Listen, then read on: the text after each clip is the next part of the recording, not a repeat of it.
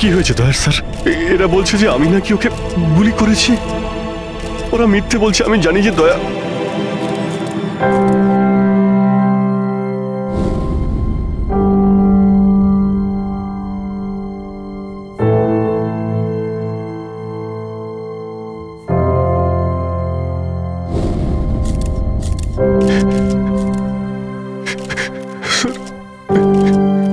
Sir আমি জানি না স্যার আমি কখন।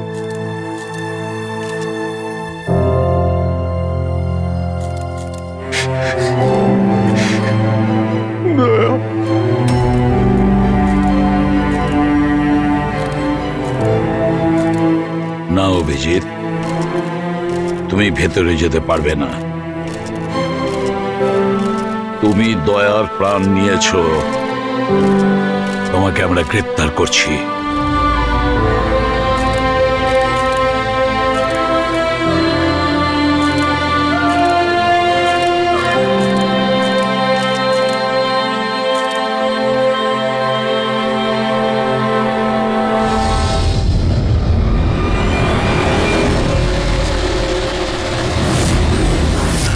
স্যার, যার খুন হয়েছে তার নাম ডিকে, একজন প্রাইভেট ডিটেকটিভ। ওর কাজের লোক লাশটা দেখেছে সকালে।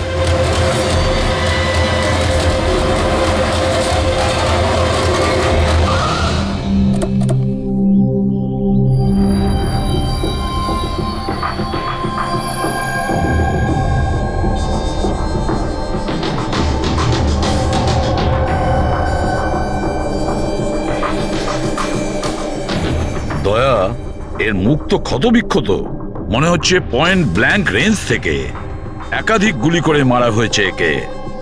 স্যার, এই রুমের জিনিসপত্র সব ঠিকঠাক জায়গায় আছে, কিছুই হয়নি। মনে তো হচ্ছে না এখানে কোনো হাতাহাতি হয়েছে।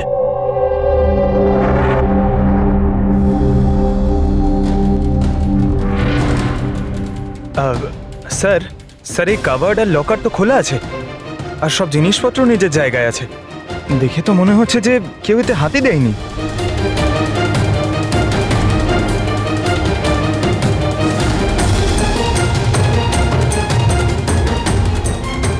স্যার, টাকার গয়না যে কে সেই আছে। মনে হয় উনি যা চাইছিল সেটা পেয়ে গেছে। স্যার, গুলি।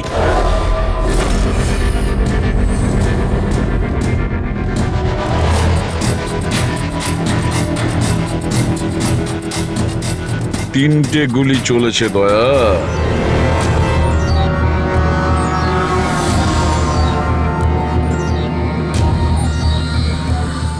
স্যার, হ্যাঁ বলো ফেডরিক। স্যার, এই জানলাটার কাঁচ সরানো হয়েছে, তার মানে খুনি এখান থেকেই পালিয়েছে। হ্যাঁ, একটা কাজ করো ফেডরিক, এখান থেকে ফিঙ্গারপ্রিন্ট তোলো। স্যার, হ্যাঁ দয়া। ডিকের মোবাইল ফোনটা দেখুন স্যার। মরার আগে ডিকে কোনো সঞ্জয়কে 3বার কল করেছে। সঞ্জয়? ওই সঞ্জয়কে আপনি চেনেন? না সাহেব। রাত 1টা থেকে 2:30-এর মধ্যে 3বার। সঞ্জয়ের ডিটেল বের করো। স্যার, আর হ্যাঁ দয়া, অভিজিৎ তো এখনো এলো না। তুমি ওকে ফোন করে বলনি এখানে আসতে ক্রাইম সিনে? হ্যাঁ স্যার বলেছিলাম, মনে হয় কোনো জ্যামে আটকে গেছে। জ্যামে আটকে গেছে? ওকে ফোন করো আর বলো এখানে তাড়াতাড়ি আসতে। স্যার, হ্যাঁ।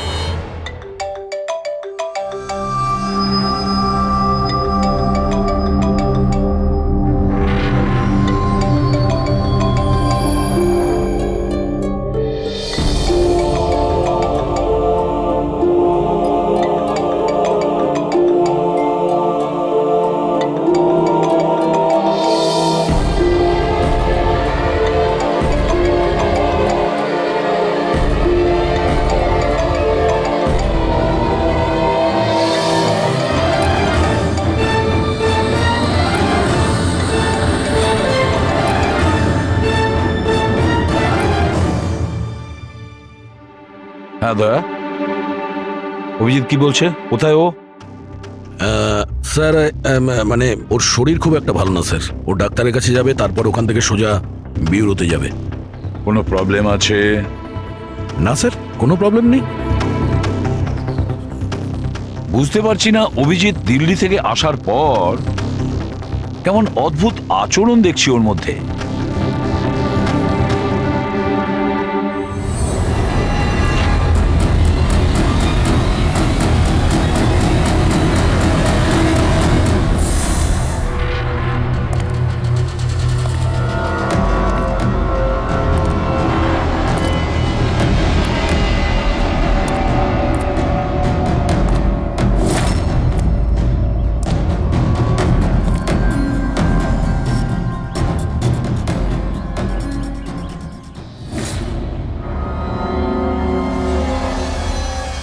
তোমার আমার সাহায্যের দরকার। তোমার? আরে ভাই, তুমি হলে গিয়ে সিআইডি অফিসার। হ্যাঁ, কিন্তু এই কাজটা এটা আমি একা করতে পারবো না। চলো ঠিক আছে, তোমাকে সাহায্য করব, এতে আর কি আছে। চলো চা তো খাওয়া যাক। আরে না, ঠিক আছে, আমি আমি ঠিক আছি। আই মিন, দেখ চেতন, এই কাজটা না, এই ব্যাপারে যেন কেউ কিছু না জানে, বিশেষ করে আমার টিম। আরে এটা আবার কি কথা বলছো? আমরা এতদিনের পুরনো বন্ধু, এইটুকু বিশ্বাস করতে পারছো না? হ্যাঁ বলো কি করতে হবে?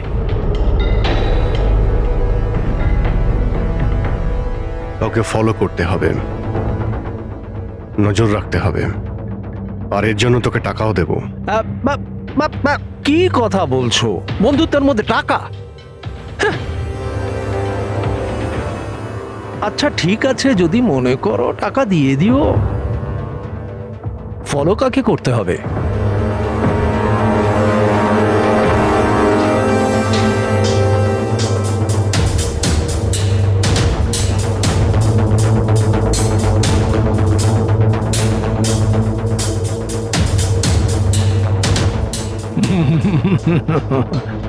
অভিজিৎ, মনে হচ্ছে তুমি ভুল করে ভুল ছবি দিয়ে দিয়েছো। ভুল ছবি আমি দিইনি, একেই তোকে ফলো করতে হবে। এ কোথায় যায়, কি করে, কার সঙ্গে দেখা করে, সবকিছু রাত 10টা থেকে সকাল 6টা পর্যন্ত। আর প্লিজ কোনো প্রশ্ন করবি না, যা বলেছি তাই করবি, ব্যাস। ওকে? ওকে।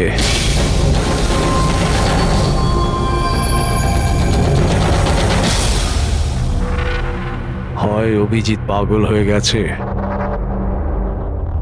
না হলে বিরাট বড় কোনো গেম চলছে।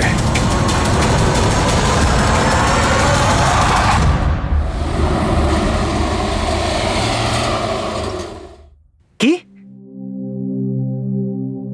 কি বলছেন? ও খুন হয়ে গেছে?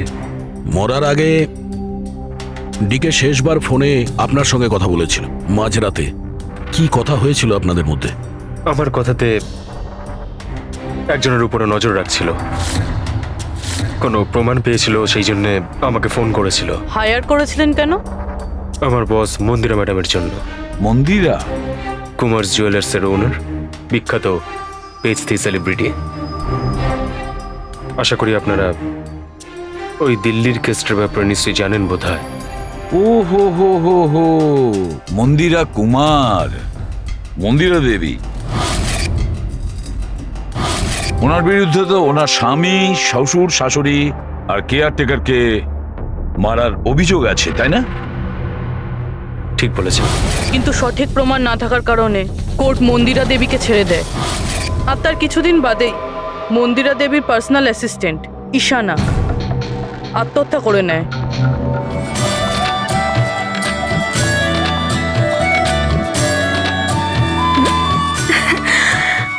তুই হাই, আজও লেট হয়ে গেলি না? তাড়াতাড়ি যা, সঞ্জয় স্যার তোর ওয়েট করছে কখন থেকে। ও গড, সঞ্জয় স্যার তো তাড়াতাড়ি কেন চলে আসলেন? এসেও পড়েছেন আর খুব রেগে আছেন। মাই গড, তুই আমার ব্যাগটা সামলা, আমি এক্ষুনি আসছি।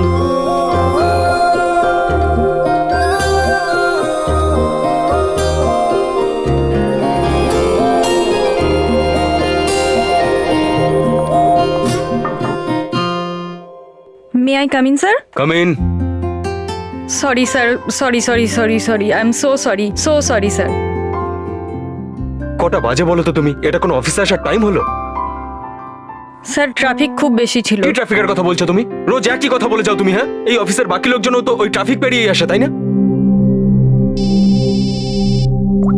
হ্যাঁ বলো কুমার। না 30শে ডিসেম্বরের আগে কিচ্ছু করা সম্ভব না।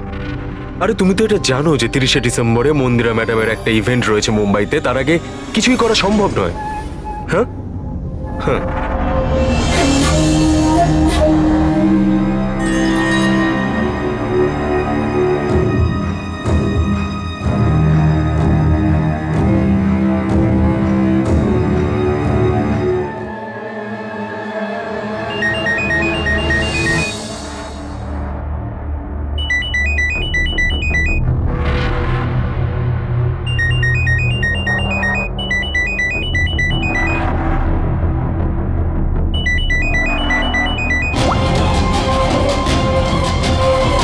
ঠিক আছে।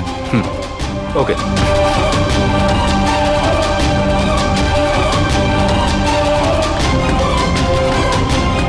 কি হলো? হ্যাঁ, কি হয়েছে নাকি? বাইরে ওভাবে কি দেখছো?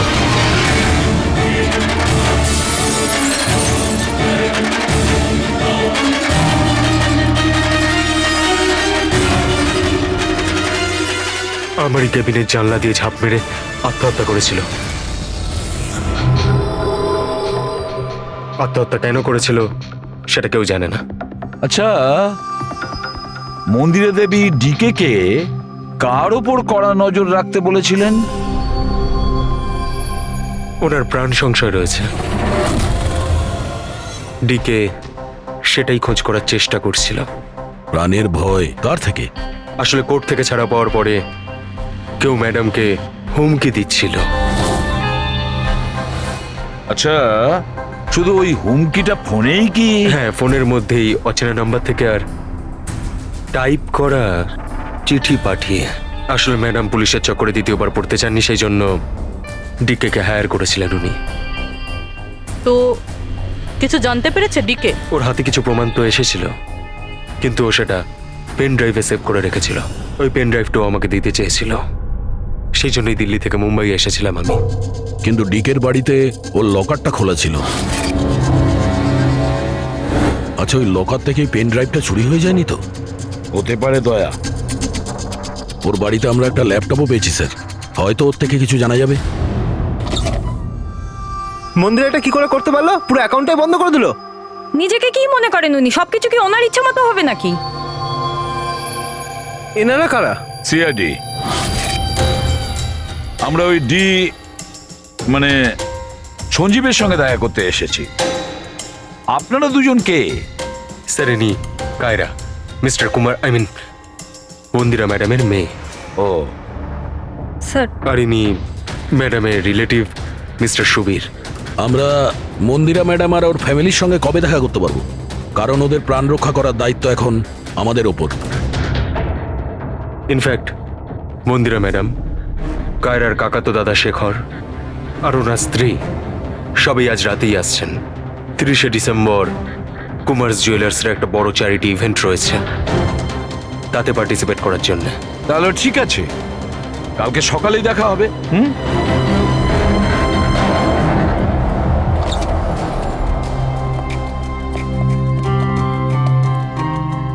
এসব কি হচ্ছে? সিআইডি আমাদের পার্সোনাল ব্যাপারে ঢুকছে কেন?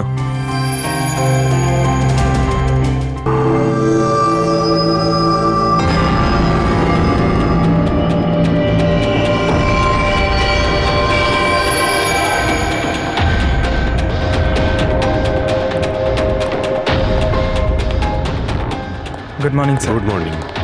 হ্যালো স্যার, এখন কেমন আছেন আপনি? Murder investigation sir, private detective BK sir, বাড়িতেই মারা গেছে স্যার। এটা পুরো কেস ফাইল স্যার।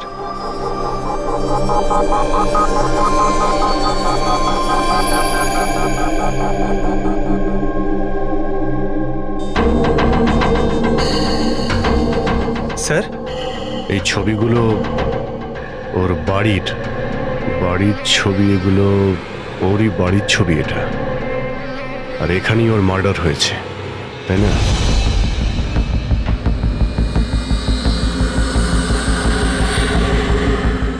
হ্যাঁ, এখানেই ওর মার্ডার হয়েছে।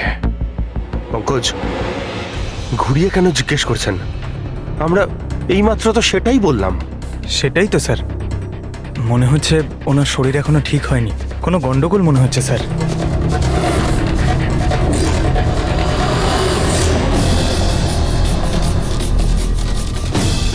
অভিজিৎ,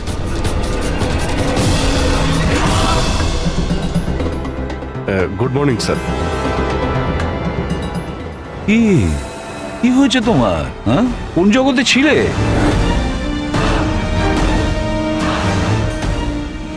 অভিজিৎ, তোমার শরীর খারাপ ছিল না? তাহলে ডক্টরের কাছে যাওয়ার কথা ছিল, এখানে কেন? হ্যাঁ হ্যাঁ স্যার, ওই কিছুদিন ধরেই শরীরটা ভালো নেই স্যার, কিন্তু এখন ঠিক আছে। I am better now. Yeah, গোলমাল চলছে।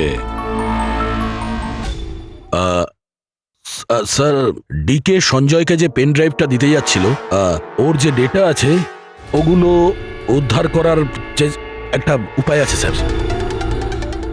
পেন ড্রাইভ তো পাওয়া যায়নি তো।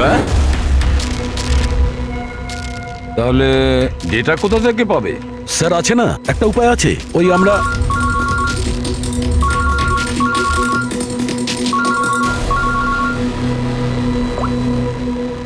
হ্যাঁ, বলো সালুকে। হ্যাঁ,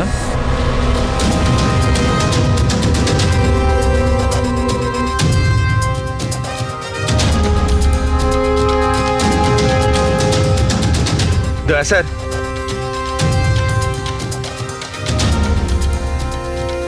স্যার অভিজিৎ স্যারের শরীর এখনো ঠিক মনে হচ্ছে না। কেন? স্যার, ওনাকে কেসের ব্যাপারে বোঝাচ্ছিলাম, কিন্তু উনি আমাদের কথা শুনছিলেনই না, খুব বেখেয়ালি ছিলেন স্যার। ফ্রেডি স্যার, মন্দিরের ব্যাপারে সব ডিটেলস বের করতে হবে। নিউজ পেপারে, টিভিতে যাই এসেছে সব।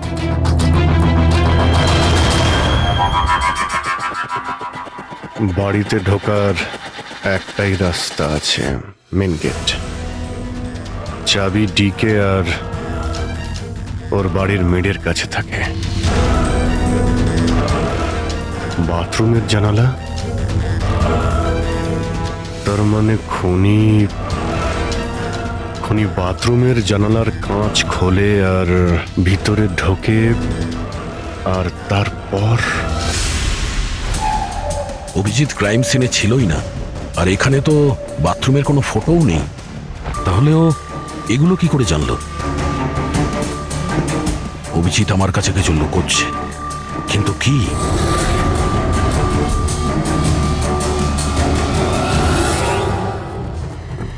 ডিকের কম্পিউটার থেকে যে ডেটাগুলো ডিলিট হয়েছে সেটা ওর অনলাইন অ্যাকাউন্ট থেকে বের করা যেতে পারে। বাস একবার এই পাসওয়ার্ডটা ম্যাচ হয়ে যাক।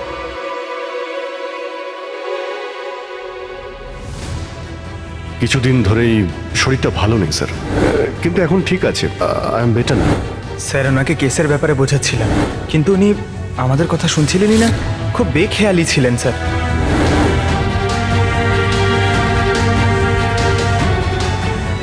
Yes sir, sir password match হয়ে গেছে।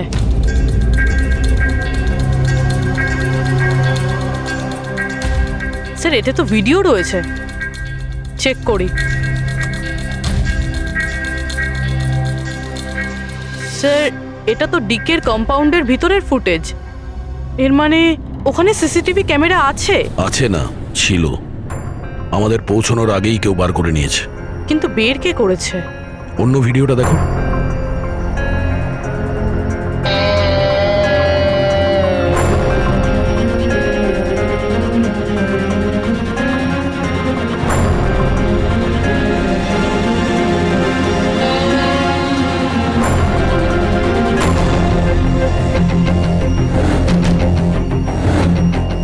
এটা কি করে সম্ভব?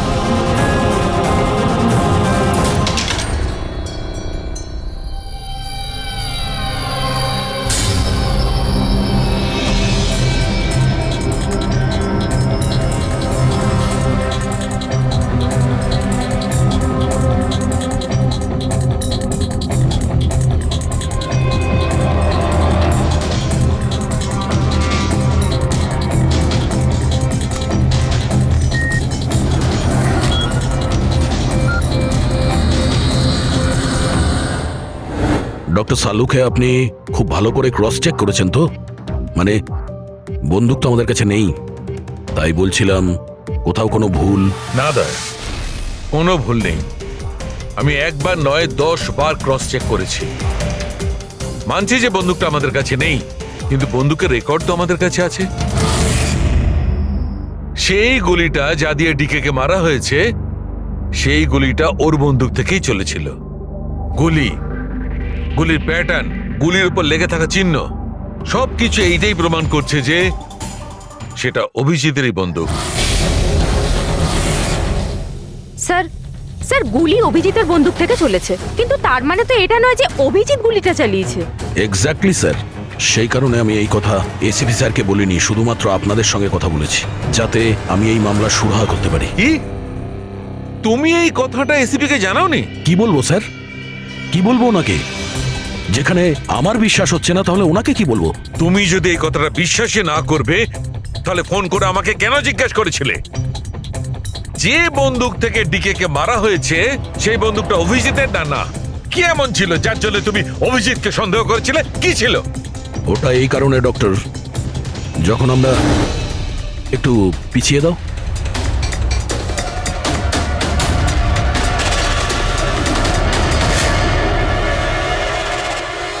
অভিজিৎ ডিকের বাড়িতে,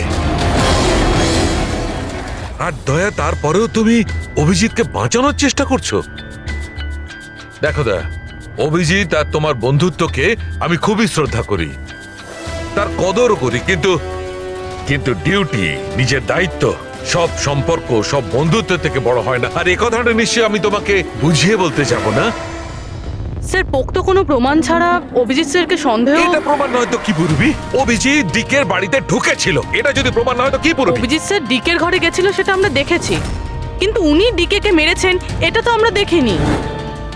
স্যার এটাও তো হতে পারে ওনার বন্দুক দিয়ে ডিকেকে অন্য কেউ মেরেছে। হতেই পারে, এটা হতে পারে যে অভিজিতের বন্দুক দিয়ে ডিকে কে অন্য কেউ মেরেছিল, কিন্তু এই অবস্থায় অভিজিতের বন্দুকটা অভিজিতের কাছে থাকার কথা নয়। তোমাদের কি অভিজিৎ এ কথা বলেছে? ও কি বলেছে যে ওর বন্দুকটা হারিয়ে গেছে? বন্দুক হারিয়ে যাওয়ার কোন রিপোর্ট দেখিয়েছে? ও সব সময় তোমাদের সঙ্গে ছিল, কিন্তু ও কি বলেছে যে অদ্ভুত পোশাক পরে ডিকের ঘরে কেন ঢুকেছিল, আর তাও বাথরুমের কাঁচ ভেঙে? বলো বলো। স্যার, আপনার এই সমস্ত প্রশ্নের উত্তর আমি অভিজিৎকে জিজ্ঞাসা করব, কিন্তু ততক্ষণের জন্য এসিপি স্যারকে আপনি কিচ্ছু বলবেন না। দেখো, তোমরা এই ব্যাপারটা সামলে নাও, কিন্তু ব্যাপারটা আমার ভালো লাগছে না। Please doctor, please. ঠিক আছে, কাল সকাল পর্যন্ত। দয়া, আমি কাল সকাল পর্যন্ত তোমাদের সময় দিচ্ছি। হয় তোমরা সত্যিটা আবিষ্কার করো, নয় এই সমস্ত কথাটা নিজে এসিপি কে বলে দাও। তুমি যদি এসিপি কে কথা না জানাও, তাহলে আমি নিজে প্রদ্যুমনকে এই সমস্ত ব্যাপারটা বলবো।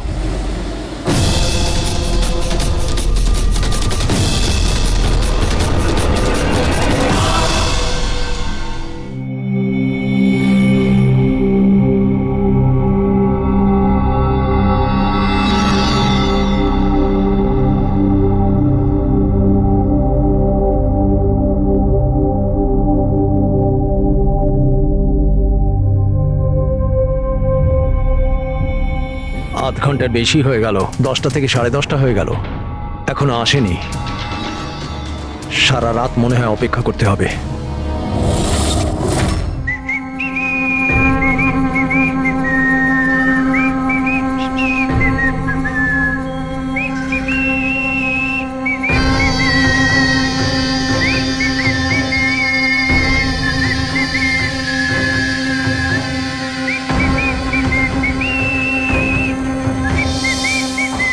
ভুল ছবি আমি দিইনি, একেই তোকে ফলো করতে হবে।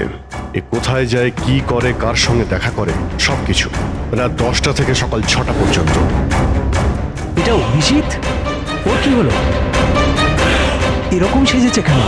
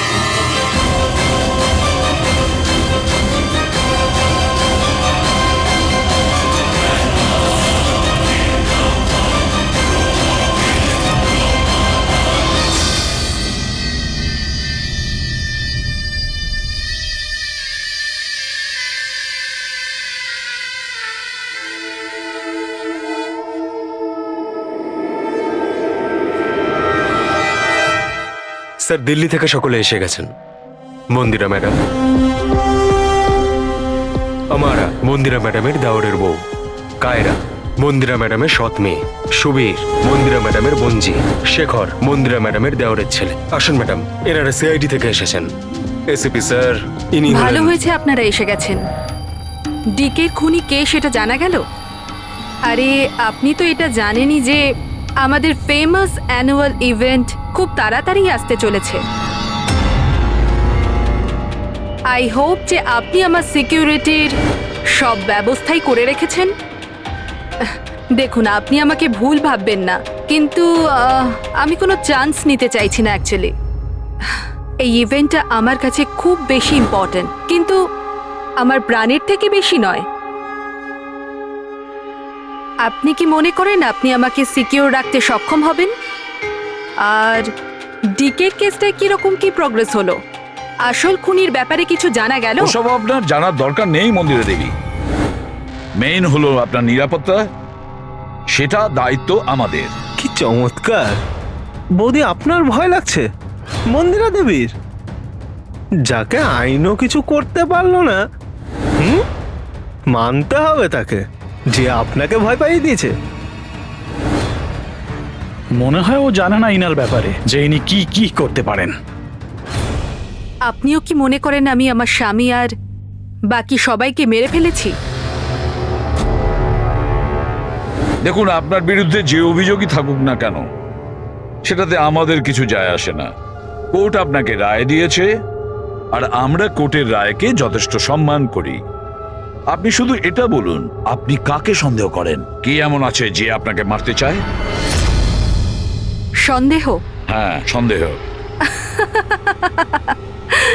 না না না, আমি কাউকেই সন্দেহ করছি না।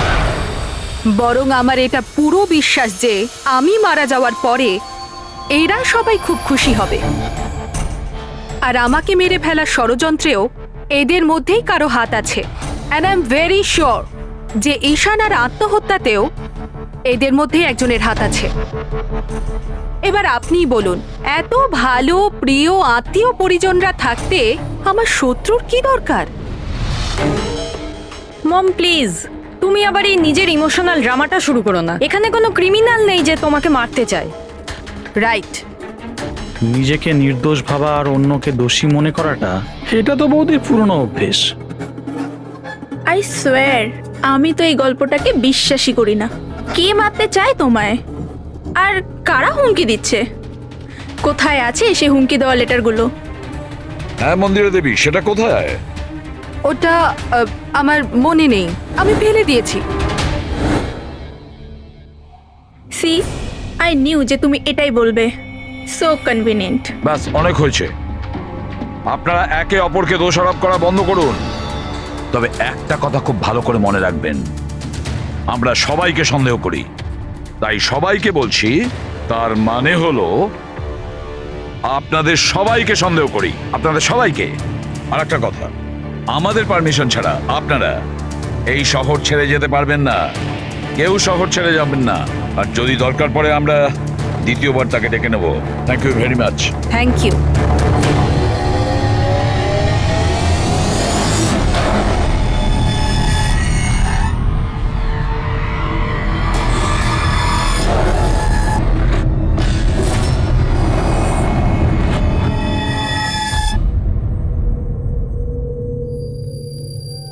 এটা এটা আমি?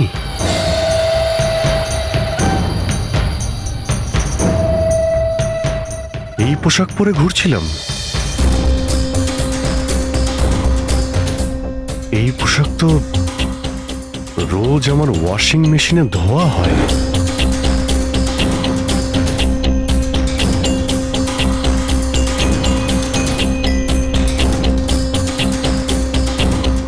আর এই জুতো,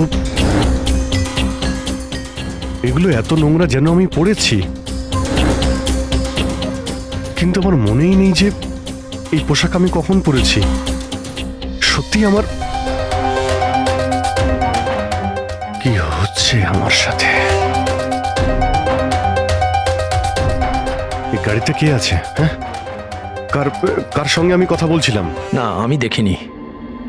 তুমি কথা বলছো, তুমি সেটা জানবে। আর তুমি আমাকে চিনতেই পারলে না? আরে তোর যদি সুইসাইডই করার হয় তাহলে তুই অন্য কোনো বড় গাড়ির সামনে জানা। আমার সামনে কেন এসেছিস?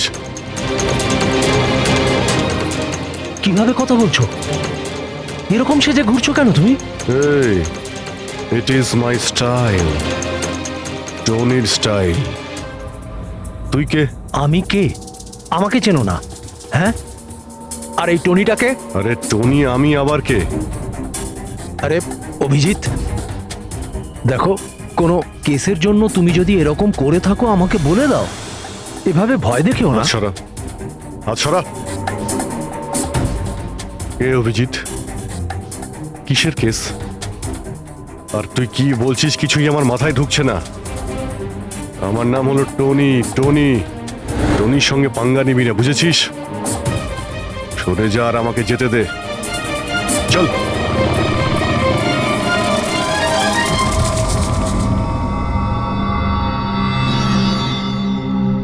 এই অভিজিৎ নিজেকে টনি কেন বলছে? টনি? কে কে টনি? সত্যি তোমার কিছুই মনে নেই?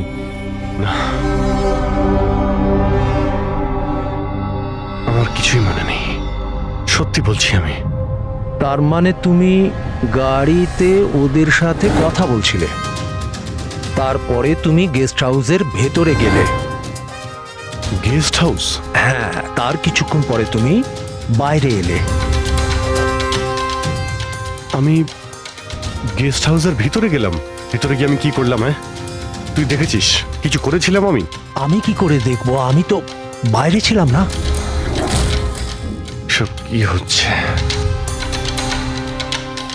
আমাকে ওখানে যেতে হবে। কোথায়? গেস্ট হাউসের নাম কি? হ্যাঁ,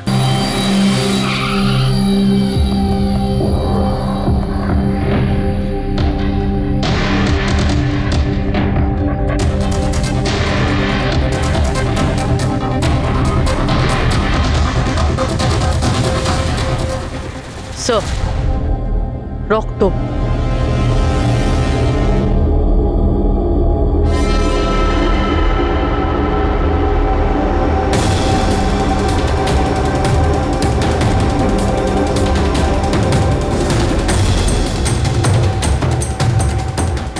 অভিজিৎ,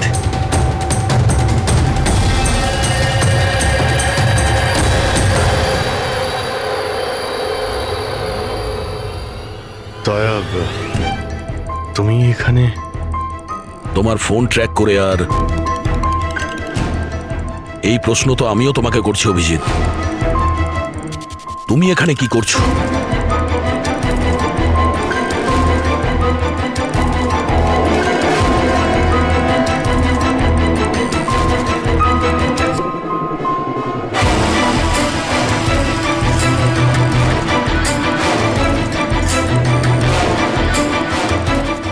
না, এটা আমি আমি আমি বলছি দয়া, এখানে এখানে কি হয়েছিল?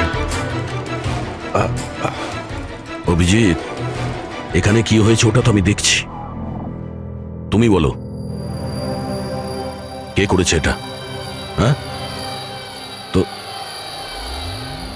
তুমি এদের দুজনকে মেরেছ? আমি? অভিজিৎ, তোমাকে কিছু জিজ্ঞাসা করলাম, তুমি মেরেছ এদের? স্যার স্যার স্যার, আপনি অভিজিৎ স্যারকে দোষ দিচ্ছেন।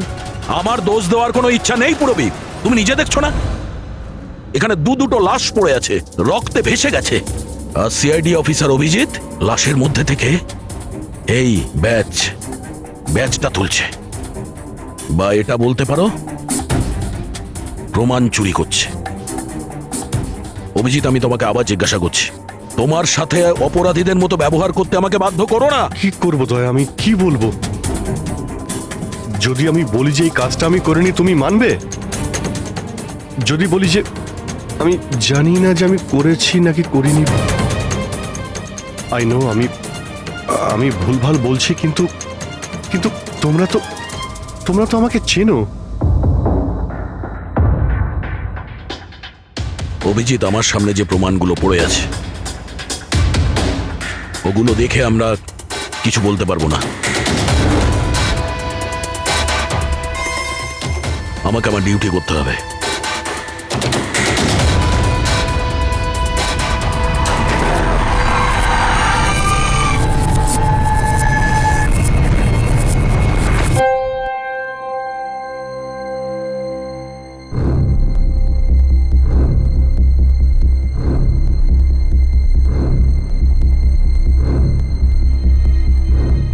অভিজিৎ, এতক্ষণ ধরে একের পর এক জিজ্ঞেস করে যাচ্ছি তোমাকে, কিন্তু কোনো উত্তর দিচ্ছ না তুমি।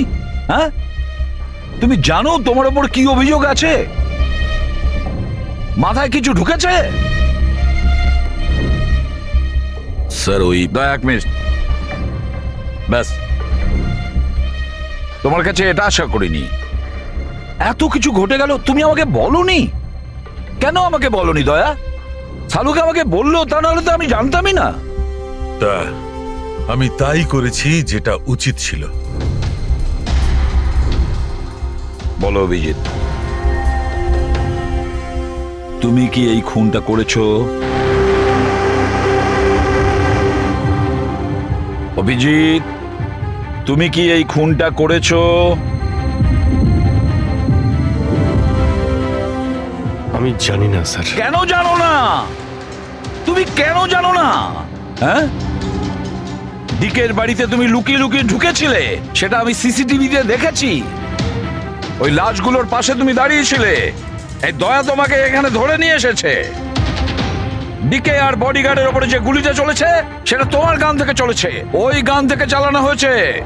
আর তুমি বলছো তুমি কিছুই জানো না? আমার চোখের ওপর চোখ রেখে তুমি বলো, বলো তুমি এই খুন করোনি, বলো তুমি এইগুলো কিছুই জানো না। বললাম তুমি জানি না স্যার, আমি কিছুই জানি না স্যার। সরি। কি বলবো আপনাকে, আমি কি বলবো স্যার? যখন আমি বুঝতেই পারছি না যে আমি ডিকের বাড়িতে কেন গিয়েছিলাম, কি করে সমস্ত খুন আমার বন্দুক থেকেই হচ্ছে, আমি জানি না স্যার। স্যার আমি তো ডিকিকে চিনি না, ওর বডিগার্ডদের আমি চিনি না, আমি মন্দিরাকেও চিনি না, আমি তো স্যার নিজেকেও চিনি না। আমি কোথায় যাই, কি করি, কার সঙ্গে দেখা করি, আমি কিছুই জানি না। গত কয়েকদিন ধরে আমার সঙ্গে এইরকমই হচ্ছে স্যার, কিন্তু আমি কিছুই বুঝতে পারছি না। সারাদিন সব ঠিকই থাকে, রাতে বাড়িতে যাই, খেয়ে দিয়ে ঘুমিয়ে পড়ি, আর যখনই সকালে উঠি তখন অদ্ভুত জামা কাপড় পরা দেখি, অদ্ভুত জুতো দেখি, যেগুলো আমার নয়। জানি না কি করে আমার বাড়িতে চলে আসে। ড্রেসগুলো ওয়াশিং মেশিনে ধোয়া হয়েছে, জুতোতে মাটি লেগে থাকে, এমনটা মনে হয় যেন আমি ওগুলো ব্যবহার করেছি, কিন্তু আমি বুঝতে পারি না। নিজেকে খুব ক্লান্ত লাগে, এমন মনে হয় যেন আমি সারা রাত জেগেছিলাম, অথচ আমি কি করেছি আমার কিছুই মনে থাকে না। মনে হয় প্রতিদিন আমার 6 থেকে 7 ঘন্টা হারিয়ে যাচ্ছে, যার ব্যাপারে আমি কিছুই জানি না। আপনি বলছেন আমি ডিকের বাড়িতে গিয়েছিলাম, হতে পারে, কিন্তু আমি জানি না। আমি ডিকে আর ওর বডিগার্ডদের মেরেছি কিনা আমি জানি না। আমি মন্দিরাকে মারার চেষ্টা করেছি সেটাও আমি জানি না। আমি কি করেছি, কেন করেছি, আমি কি করতে চলেছি, আমি কিছুই জানি না স্যার, আমি কিছুই জানি না।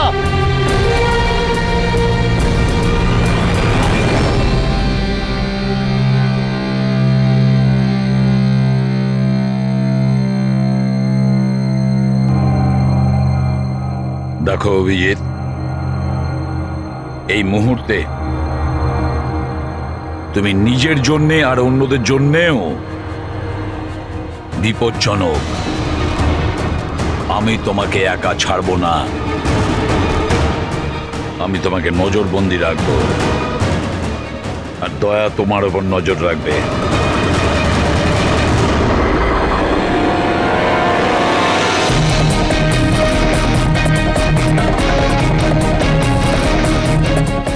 দয়া, স্যার, একটা কথা ভালো করে মনে রাখবে, তুমি নিজের বন্ধুর ওপর নয়, বরং একজন অপরাধী খুনির ওপর নজর রাখবে, এমন একজন লোক যে মানসিক ভারসাম্য হারিয়েছে। আজ থেকে এই কেসের তদন্ত আমি নিজে করব, আর তুমি অভিজিৎকে আটকাবে কোনো অপরাধ করা থেকে, আর তার জন্য যদি অভিজিতের ওপর গুলিও চালাতে হয় তাও তুমি চালাবে। Is that clear? Yes sir.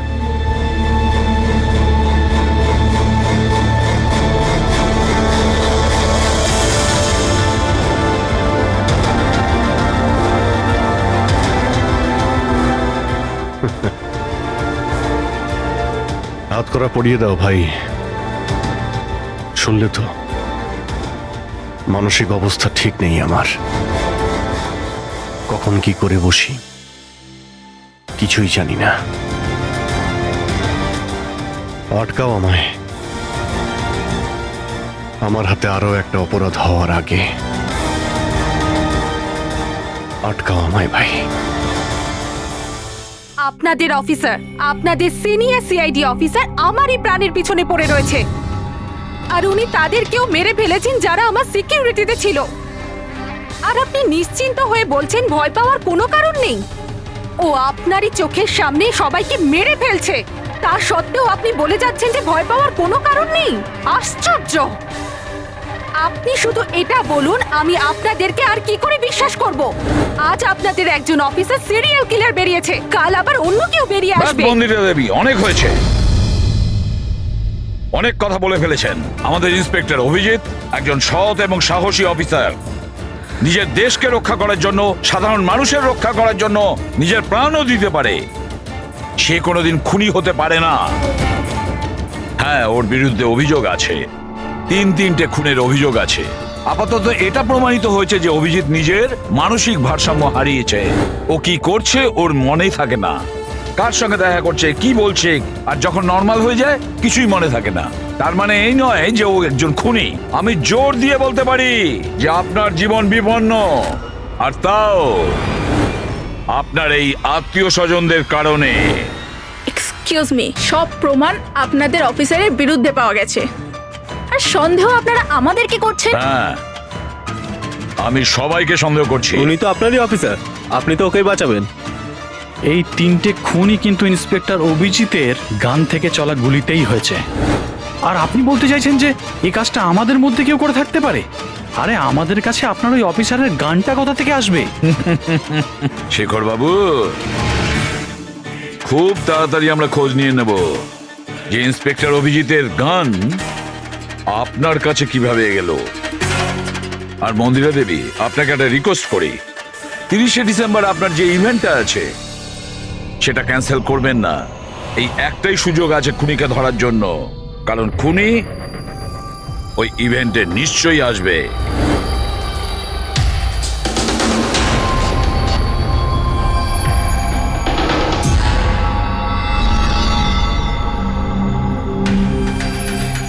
Sir sir হ্যাঁ সঞ্জয়, কি হচ্ছে? স্যার, আপনি অভিজিৎ স্যারের ব্যাপারে কিছু বলছিলেন যে ওনার ভিতরে অন্য একজনের প্রতিফলন ঘটে, স্মৃতিশক্তি ওনার, মানে উনি আগের দিন রাতের কথা মনে করতে পারেন না। হ্যাঁ, তো ঠিক এরকমই, এক্স্যাক্টলি এরকমই অন্য আরেকজনের সাথেও হয়েছিল। কার সঙ্গে বলুন? স্যার ঈশানা। ঈশানা? যেদিনও আত্মহত্যা করেছিল তার কিছুদিন আগে থেকেই একদম এরকমই আচরণ করতে শুরু করেছিল।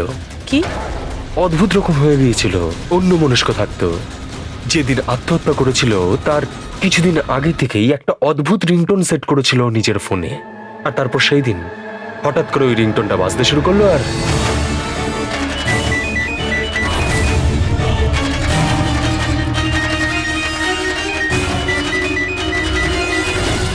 স্যার, ওকে দেখে মনে হচ্ছিল ও যেন নিজের মধ্যেই নেই।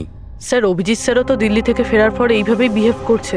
হ্যাঁ, ঈশানা, অভিজিৎ, দিল্লি, এই তিনটের কোনো না কোনো কানেকশন আছে, নিশ্চয়ই কোনো গোলমাল আছে, কিছু না কিছু আছে।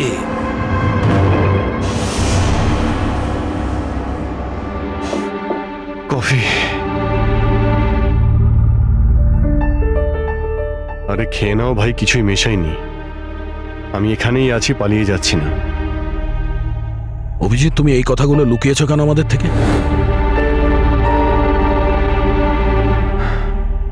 লুকোতে হয়েছিল ভাই, কি করব আমি?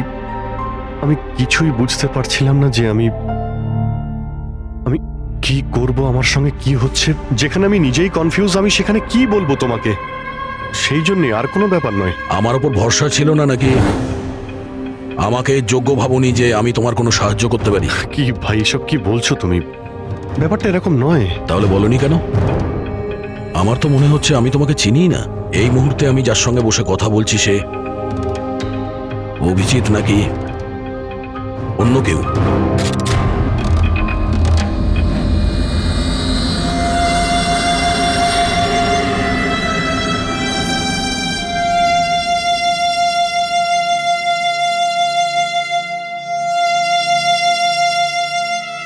আমি তোমার কোনো ক্ষতি করব না। অভিজিৎ হই বা টনি, স্বপ্নেও তোমার কোনো ক্ষতি করব না। বন্দুক দেখানোর দরকার নেই। বিষয়টা তা নয় যে তুমি আমার কোনো ক্ষতি করবে। বিষয় এটা যে আমি এখানে শুধুমাত্র আমার ডিউটি করছি, আর আমি কোনো চান্স নিতে চাই না। আমি তো তোমাকে হয়তো চিনি না।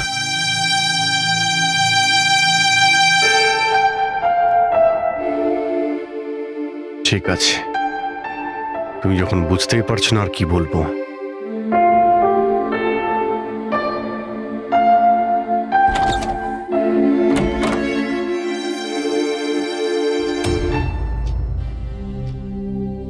ডক্টর মহেশ, আমি আপনাকে পুরো ব্যাপারটা জানিয়েছি। এবার আপনি বলুন আপনার কি মনে হচ্ছে। দেখুন, এক্ষুনি আপনারা যেটা বললেন যে এই অভিজিৎ আর ঈশানার ব্যাপারে, এটার থেকে তো একটা ব্যাপার একদম পরিষ্কার যে দুজনের কন্ডিশনই একদম সমান। Artificially induced split personality. এটাকে যদি সোজা ভাষায় আপনাদের বোঝাই তাহলে এই কন্ডিশনে পেশেন্টের মস্তিষ্কে তার এই নিজের ব্যক্তিত্ব ছাড়াও অন্য আরও একটা ব্যক্তিত্ব প্ল্যান্ট করা হয়, যেটা কোনো বিশেষ কারো আদেশ বা নির্দেশ অনুযায়ী চলাচল করে। আর এটাকে এমনভাবে সেট করা হয় যাতে ওই ব্যক্তিত্ব বিশেষ ধার্য করা সময়ে বিশেষ ধরনের ট্রিগার পেলে ওই ব্যক্তিত্বকে সম্পূর্ণ প্রভাবিত করে। আর যতক্ষণ এই প্রভাব চলতে থাকে সে পুরনো ব্যক্তিত্বের বিষয়ে না তো কিছু জানতে পারে আর না তার সেই পুরনো ব্যক্তিত্ব সম্বন্ধে কিছু স্মরণে থাকে। এটা হলো মানুষের মস্তিষ্ক। এই মস্তিষ্কের দুটো ভাগ রয়েছে। সচেতন মস্তিষ্ক মানে কনসাস স্টেট অফ মাইন্ড, যার মধ্যে আমরা এখন আছি। অচেতন মস্তিষ্ক মানে semi conscious state of mind, মানে যখন আমরা ঘুমিয়ে থাকি তখন সক্রিয় হয়। আর কখনো কখনো জেগে থাকার সময়ও কোনো নেশার বা কোনো ওষুধের প্রভাবেও আমাদের অচেতন মস্তিষ্ক সক্রিয় হয়ে ওঠে। সচেত আর অচেত দুটো অবস্থাতেই মস্তিষ্ক ভিন্ন ভিন্ন কাজ করে, কিন্তু এই অবস্থাতে দুটো মস্তিষ্কই যা চিন্তা করে, কোনো কথা বা কোনো স্মৃতি সব সেভ করে নেয়। সচেত মস্তিষ্কের মধ্যে সেভ করা কথাবার্তা আমাদের অনেক বছর ধরে মনে থাকে, কিন্তু অচেত মস্তিষ্কে সেভ করা কথাবার্তা আমাদের মনেই থাকে না। ডক্টর মহেশ, এটা একটা হিপনোটাইজের মতো সম্মোহন, যাতে মানুষের মস্তিষ্ককে পুরো কন্ট্রোল করে যা কিছু করানো যায় রোবটের মতো, আর পরে কোনো বিশেষ আওয়াজ করে ওই সম্মোহনটাকে ভেঙে দেওয়া যায়। মানুষের কিছুই মনে থাকে না। না না না ডক্টর সালুকে, সম্মোহন একদম আলাদা প্রক্রিয়া। সম্মোহন অবস্থায় আপনি মানুষকে ততক্ষণই কন্ট্রোল করতে পারেন যতক্ষণ সে সম্মোহিত আছে। সম্মোহিত অবস্থা থেকে একবার বেরিয়ে আসার পর তাকে আবার সম্মোহিত করতে হয়। এখানে ব্যাপারটাই পুরো আলাদা। এখানে মানুষের মস্তিষ্কে একটা ঘটনা যা আদৌ ঘটেইনি, একটা ব্যক্তি যার কোনো অস্তিত্বই নেই, তাকে ওই মানুষের মস্তিষ্কের ভিতরেই প্ল্যান্ট করা হয়। তার মস্তিষ্কে এই কথাটাই ফিট করা হয়। আচ্ছা, তার মানে এত কিছু অভিজিতের সঙ্গেও ঘটেছে। কোনোভাবে অভিজিৎ ওই ট্রিগারগুলো পেয়ে যায়, যার কারণে টনি জেগে যায়। Exactly sir. রাতে অভিজিৎ ঘুমিয়ে পড়ার পর নিশ্চয়ই কোনো না কোনো আওয়াজ শুনতে পায়, যেটা ওই টনির জন্য একটা ট্রিগারও হতে পারে। হয়তো ওই আওয়াজটা শুনেই টনি জেগে যায়, কিন্তু অভিজিৎ সেখানেই ঘুমিয়ে থাকে। টনি জেগে যায় যে টনি আসলে খুনি, একজন বদমাশ, একজন অপরাধী। আর অভিজিৎ যাদেরকে চেনে ও তাদের কাউকেই চেনে না। যদি এটাই হয়তো অভিজিতের ভেতরের টনিকে কোনোভাবে কমেন্ট দেওয়া হয়েছে মন্দিরাকে মেরে ফেলার জন্য, তাহলে 30শে ডিসেম্বর ইভেন্টে টনি এর পরিণাম দেখতে চায়। মন্দিরাকে মেরে ফেলার চেষ্টা করবে 2 দিন পরেই, 30শে ডিসেম্বর।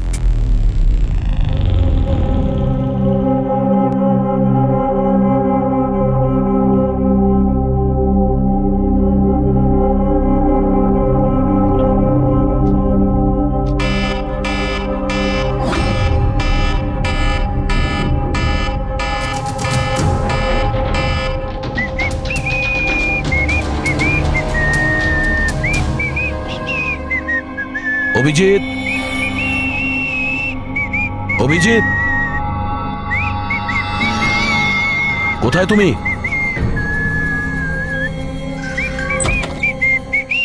অভিজিৎ, অভিজিৎ, ওই শুনতে পাচ্ছ না?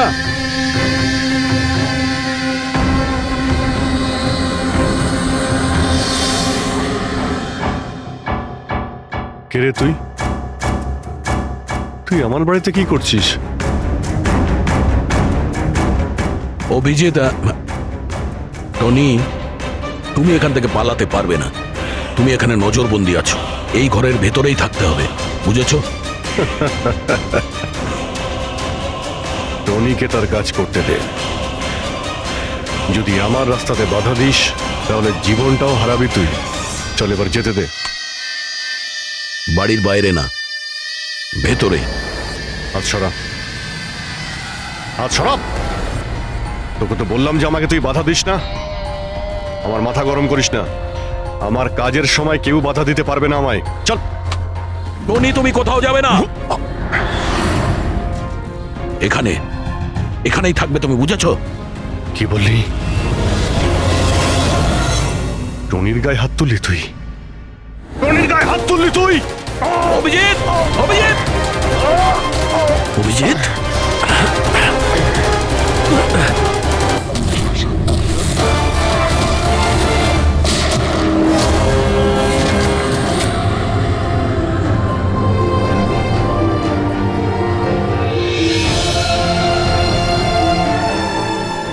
স্যার দয়া, কি হয়েছে? কি হয়েছে দয়ার স্যার? এরা বলছে যে আমি নাকি ওকে। না অভিজিৎ, তুমি ভেতরে যেতে পারবে না। তুমি দয়ার প্রাণ নিয়েছো, তোমাকে আমরা গ্রেপ্তার করছি।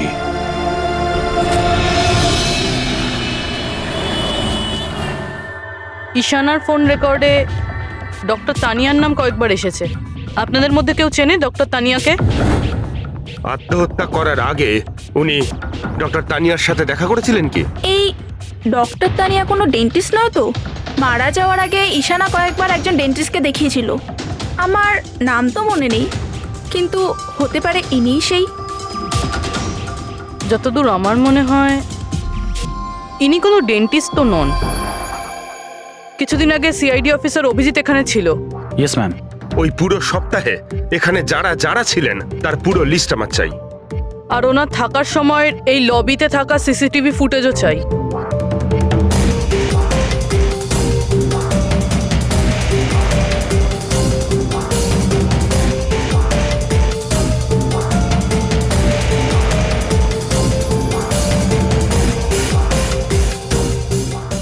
এক মিনিট পজ করুন। এই মহিলাকে যার সাথে অভিজিৎ স্যার কথা বলছে? পুরবি, এই লিস্টটাতে ডক্টর তানিয়ার নাম আছে। উনি এখানেই ছিলেন যতদিন অভিজিৎ স্যার এখানে ছিলেন। মনে হচ্ছে ওই মহিলাই। কি নাম এই মহিলার? ম্যাম, ডক্টর তানিয়া সপ্তাহখানি ধরে এখানেই ছিলেন। স্যার, এই তানিয়ার সাথে দেখা করতেই হবে। স্যার, তানিয়া মুম্বাইয়ের প্যারাডাইস হোটেলে রয়েছে। টিকিট পাবো না আমি মানেটা কি? লুক, আমাকে এক্ষুনি ইন্ডিয়া থেকে বাইরে যেতে হবে। Do you understand? Yes. Doctor Tania? হ্যাঁ, আপনি কে? ঈশানার বন্ধু, সিআইডি অফিসার পুরবি।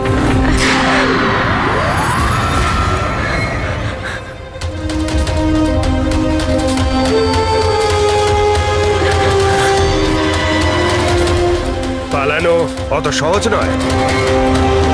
কোথায় পালাচ্ছেন তানিয়া দেবী? কি কি চানটা কি আপনারা? অভিজিতের সঙ্গে কি করেছেন আপনি?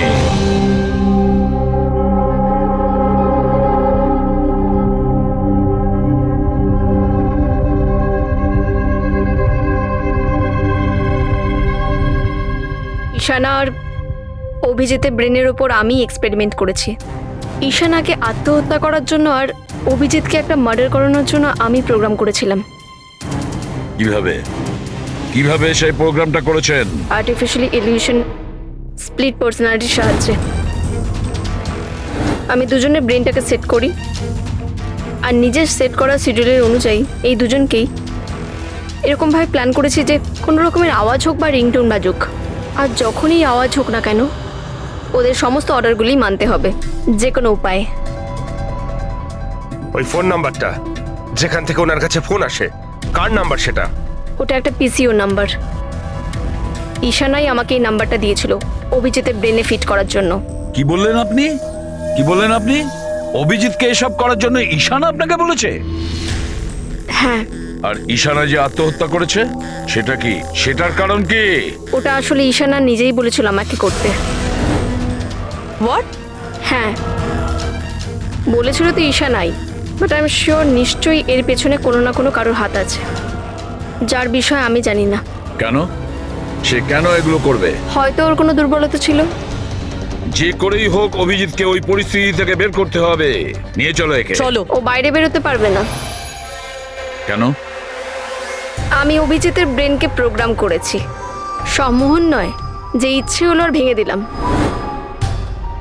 আমি অভিজিতের ব্রেনের মধ্যে একটা খুনিকে প্ল্যান করেছি, টনিকে।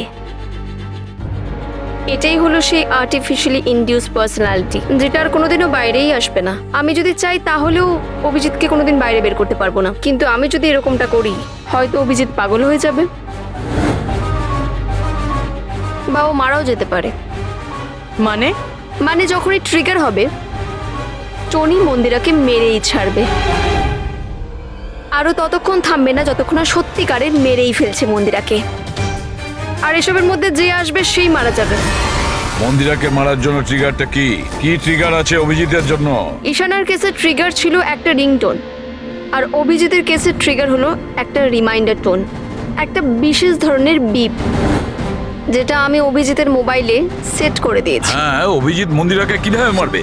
কি প্রোগ্রাম সেট করেছো তুমি বলো? ততক্ষণ মন্দিরাকে ছুরি দিয়ে স্ট্যাপ করতে থাকবে যতক্ষণ না ও মন্দিরের অনেক রক্ত দেখে ফেলছে। কটা নাগাদ প্রোগ্রাম সেট করা হয়েছে? 10টা নাগাদ। মাই গড, 2 ঘন্টা বাকি আছে। গ্রেপ্তার করো একে।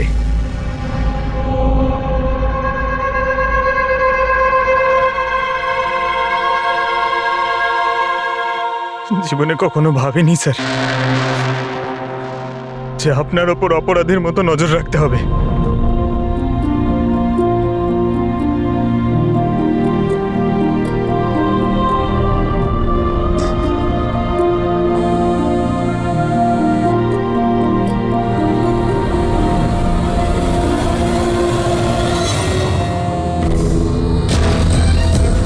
পঙ্কজ, ড্যাম ইট, ফোনটা ধরো।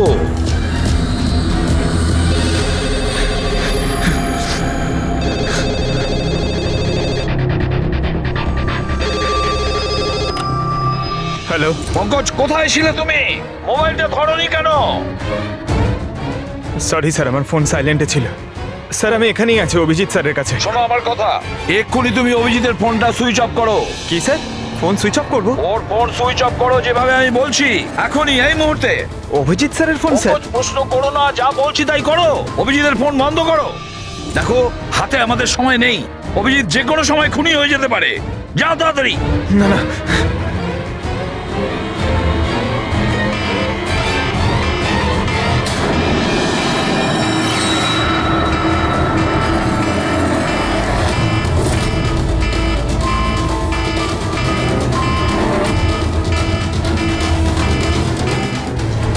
ভিজে গেল, কি করি?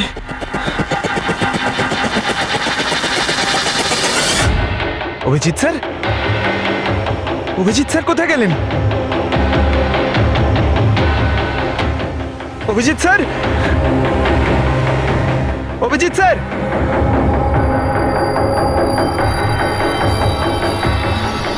স্যার! তুই আমাকে আটকে রাখবি? হ্যাঁ, আমাকে আটকে রাখবি তুই?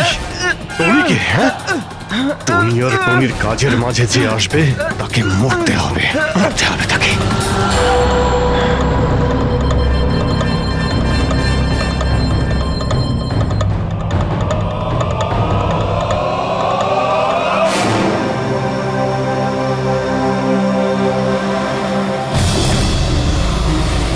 স্যার এখানেই চ্যারিটি ইভেন্টটা হবে।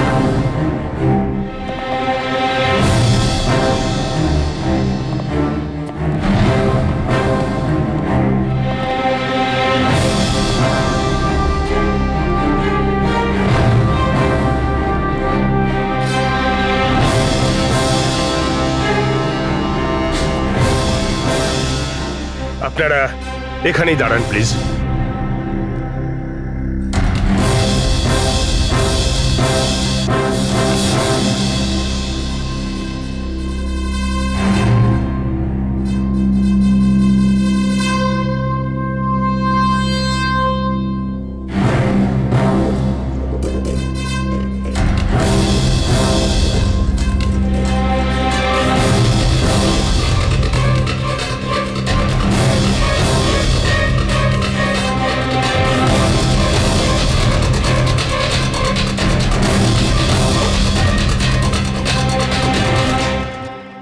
হ্যালো লেডিস অ্যান্ড জেন্টলম্যান, প্রত্যেক বছরের মতো এই বছরের সন্ধ্যাটাও খুবই গুরুত্বপূর্ণ। কারণ হলো মন্দিরা জুয়েলার্স অ্যানুয়াল চ্যারিটি ইভেন্টের জমা করা সম্পূর্ণ টাকাটা দিল্লি ও মুম্বাইয়ের বিভিন্ন অনাথ আশ্রম আর বৃদ্ধাশ্রমগুলিতে দেওয়া হবে।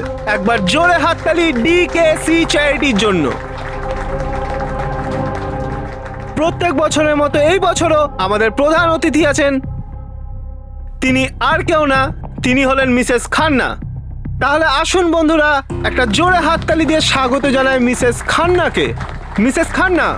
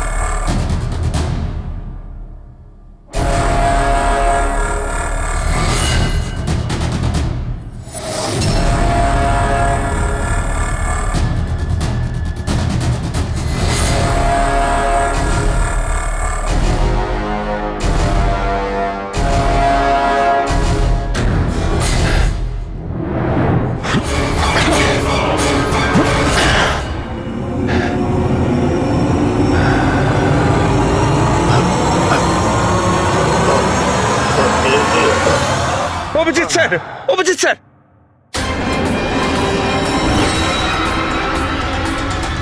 Sir, sir, lights on. Sir, sir, Abhijit ঠিক আছে? স্যার, স্যার, ওকে তাড়াতাড়ি নিয়ে চলো, তাড়াতাড়ি এসো।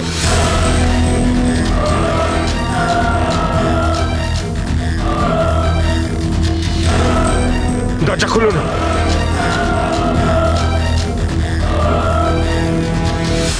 মন্দিরা দেবী, টনি তার মিশন কমপ্লিট করেছে, মন্দিরা দেবীকে মারার। আর আমাদেরকে ভরসা করার জন্য আপনাকে অসংখ্য ধন্যবাদ। আপনারা সবাই আমাকে এখানে আনলেন কেন? আমার তো এখন স্টেজে থাকা উচিত।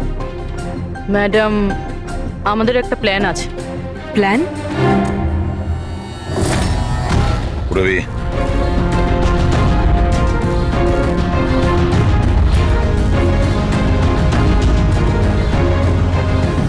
Lights off. Mandira Devi,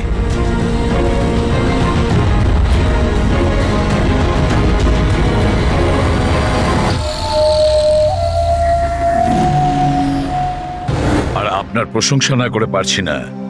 thank you. মম, তুমি ঠিক আছো তো? এসব কি? আপনারা আমাদের গ্রিন রুমে লক করে কি করতে চাইছিলেনটা কি? আসল খুনি তো অন্য কেউ, তাই না? স্যার, আপনি সবকিছু মায়ের জীবনের ঝুঁকি নিয়ে করেছেন। যদি সত্যিই মায়ের কোনো ক্ষতি হয়ে যেত তাহলে? এতে তো সত্যি ভীষণ বড় রিস্ক ছিল স্যার, বাট আই হোপ এবার বিপদ কেটে গেছে। বিপদ এখনো কাটেনি, কারণ এই খেলার আসল মাস্টারমাইন্ড এখনো ধরা পড়েনি। গল্প এখনো অনেক বাকি আছে।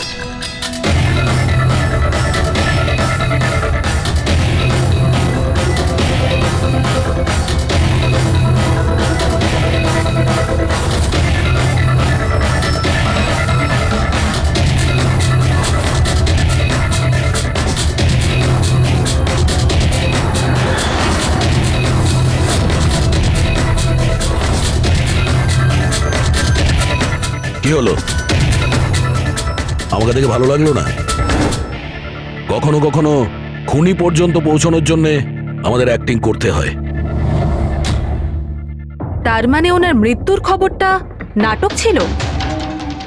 আমার মৃত্যুতে খুনি খুব খুশি হয়েছিল যে ও জিতে গেছে, আর ওই সুযোগটাই আমরা কাজে লাগিয়েছি। আমরা মন্দিরা দেবীকে বাঁচানোর চেষ্টা করছিলাম, আর দয়া মাস্টার মাইন্ডের পিছনে লেগেছিল। কিন্তু আসল মাস্টার মাইন্ডটা কে?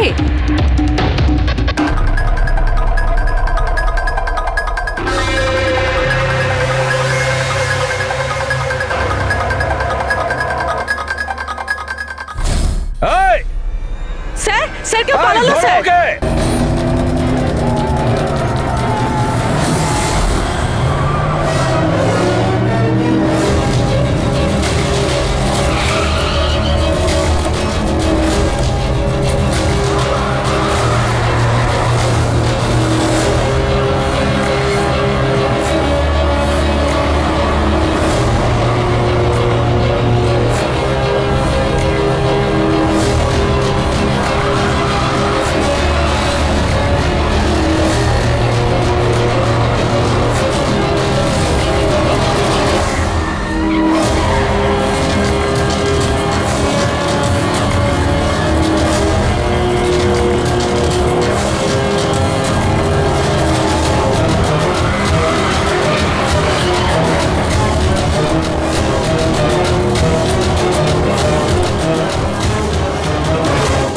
অপরাধের রাস্তা সবসময় সংকীর্ণ হয়ে থাকে।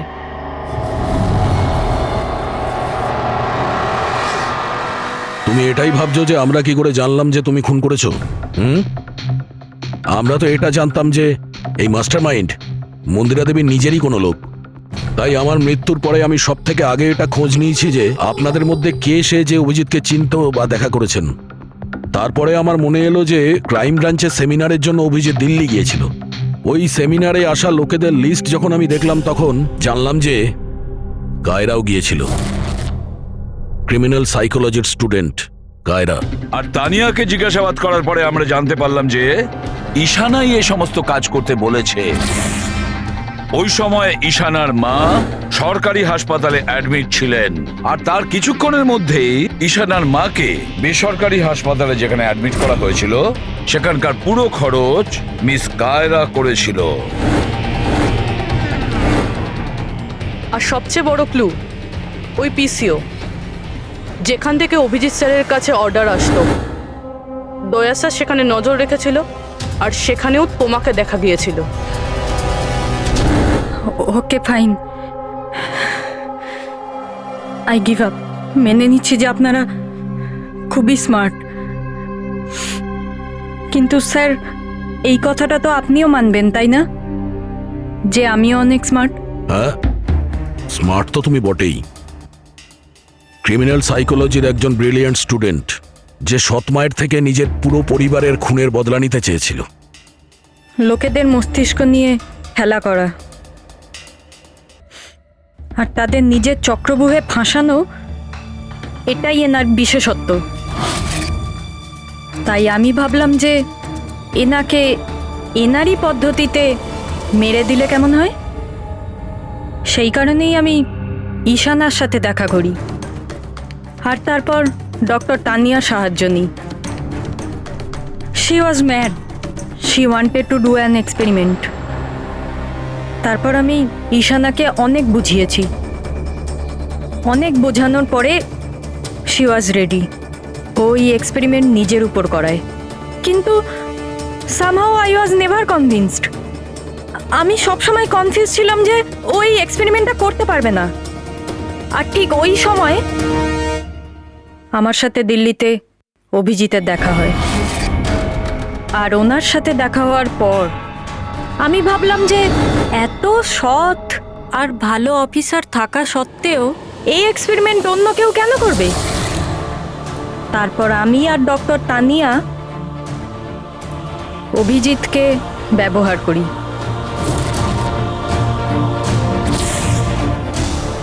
আর আমার এক্সপেরিমেন্ট ওর ওপরে করি। আর ঈশানা আমাদের কোনো কাজে ছিল না, তাই ওকে আমাদের রাস্তা থেকে সরিয়ে ফেলি। ডিকে আর ওই দুজন বডিগার্ড, ওরা তোমার কি ক্ষতি করেছিল? ওদেরকে কেন মেরেছো? এটা এই কারণে করেছি যাতে সমস্ত দোষ অভিজিতের উপর চলে আসে। আর অভিজিতের গান থেকে বুলেট নেওয়ার জন্যে টনি ছিল তোর মাথার মধ্যে। হি ওয়াজ দেয়ার। তুমি এতটা নিচে নামতে পারো কায়রা, আমি কখনো ভাবতেও পারিনি। এবার জানতে পেরে গেছো তো? তুমি আমার মা বাবার সাথে, আমার ফ্যামিলির সাথে যেটা করেছো না, তোমার বেঁচে থাকার কোনো অধিকার নেই। আমি এইসব এই কারণেই করেছি যাতে আমি প্রুভ করতে পারি যে পৃথিবীর যে কোনো মানুষের মস্তিষ্কের সাথে খেলা যেতেই পারে, তা সে যত বড়ই সিআইডি অফিসার হোক। কায়রা, তুমি প্রতিশোধের আগুনে একজন সাহসী অফিসারের প্রাণ নিয়ে খেলেছো, আর তাছাড়াও 4 জন নিরীহ লোকের প্রাণ নিয়েছো। ডিকে, ঈশানা আর মন্দিরা দেবীর 2 জন বডিগার্ডকে ভীষণ অন্যায় করেছো তুমি। আইন তোমাকে কোনোদিন ক্ষমা করবে না। তোমার তো ফাঁসি হবে, ফাঁসি। স্যার, আপনি প্লিজ এসব মনে করবেন না। একটা বাজে স্বপ্ন ভেবে ভুলে যান। বাজে? ভয়ানক।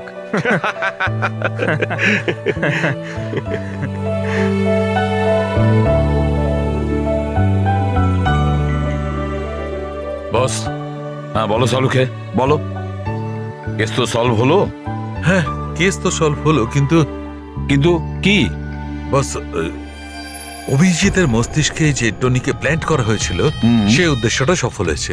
তারপরে এখন আর কেউ ট্রিগার ধরবে না, ওর কানের সামনে কেউ গান করবে না, যার কারণে অভিজিৎ টনি হয়ে যেত। হ্যাঁ হ্যাঁ, কিন্তু বস, কিন্তু কি? বস, কথাটা এই, টনি অভিজিতের মস্তিষ্ক থেকে কখনো যাবে না। কি? টনি অভিজিতের পার্সোনালিটির অংশ হয়ে গেছে বস।